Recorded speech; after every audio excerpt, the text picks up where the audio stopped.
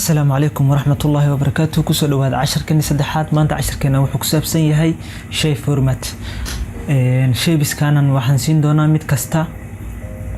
فورمات كاره هذا سيدا هالك أوجيدا وحنا هيسنا لبر شيء يو هال بيكتشر بهايسنا صور كوحن قدر دونا outline شيء كان circle كوحن قدر دونا gradient شيء كان بند كان وحن قدر دونا transparent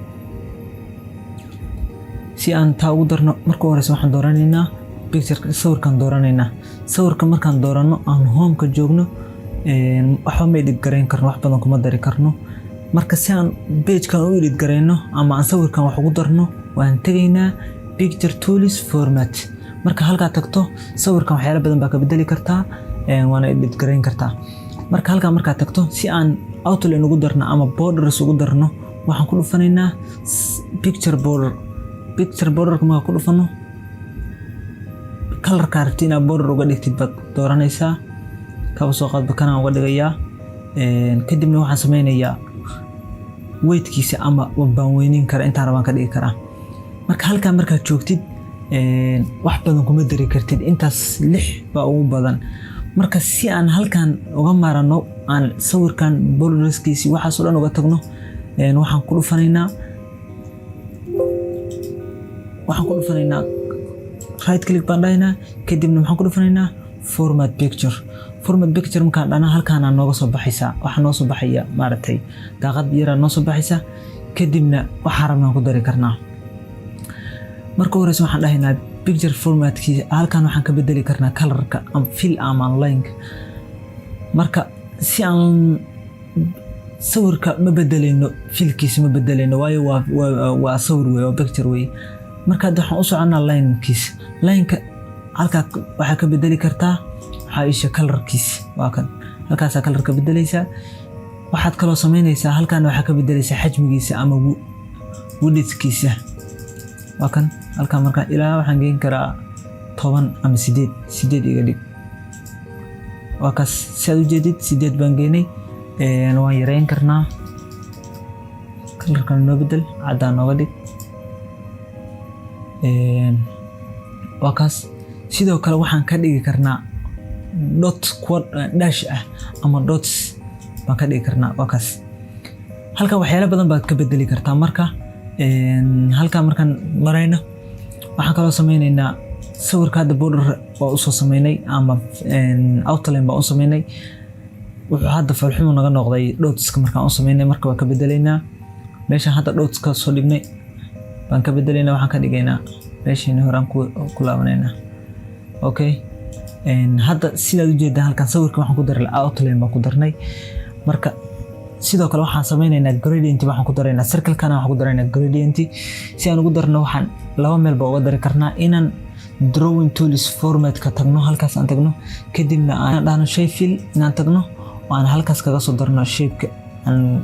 ka bedelno sidoo kale waxaan kala sameyn karnaa inaan outline-kiisa halkan kaga soo darno marka ma rabno anagu halkaas gradient baan rabnaa inaan ku darno si aan gradient ugu darno waxaan dhahaynaa shape format baan ku dhahaynaa kadibna colorkiisa ku dhufanaynaa kadib fill-ka waxaan ka dhigaynaa gradient markaa ka dhigto waxaan sameynaynaa halkaan aan imaanaynaa halkaan markaa timaadid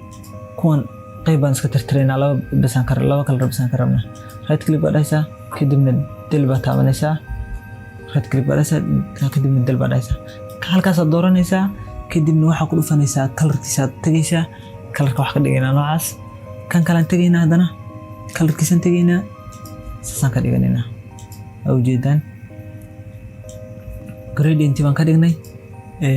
positionkiisa waa bedeli karnaa inaan